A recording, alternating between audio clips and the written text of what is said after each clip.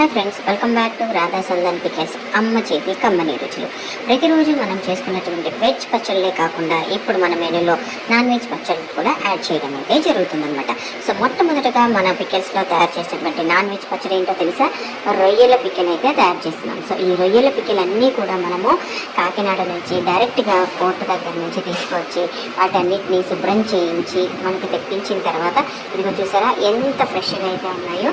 So వాటన్నిటిని తిరిగి మళ్ళీ మనం ఉప్పు పసుపు అన్నీ వేసి నీట్గా వాసన పోయేంత వరకు శుభ్రం చేసిన తర్వాత వాటితో అయితే మనం పచ్చడిని అయితే పెడుతున్నాం అనమాట. చూసారా ఎంత పెద్ద పెద్దగా ఉన్నాయో. సో ఈ రొయ్యల పచ్చడి అయితే మన రాధా సందన్ పికెల్స్లో అవైలబిలిటీలో ఉందండి ప్రస్తుతానికి. సో కావాల్సిన వారు వెంటనే మనం స్క్రీన్పై కనబడుతున్నటువంటి వాట్సాప్ నెంబర్కి వాట్సాప్ చేసి మీరు డీటెయిల్స్ అన్నీ కనుక్కొని వెంటనే ఈ పచ్చడిని బుక్ చేసుకుని ఆ టేస్ట్ని ఎంజాయ్ చేయాలని కోరుకుంటున్నాను అనమాట. సో ఈ పచ్చడి కనుక నచ్చినట్టయితే మన ఛానల్ని సబ్స్క్రైబ్ చేసి ఇంకా మంచి మంచి రెసిపీస్ని అన్నిటిని మీరు చూసి మీకు ఏది కావాలంటే అది ఆర్డర్ పెట్టేసుకోండి, సబ్స్క్రైబ్ చేసేసుకోండి. Thank you for watching.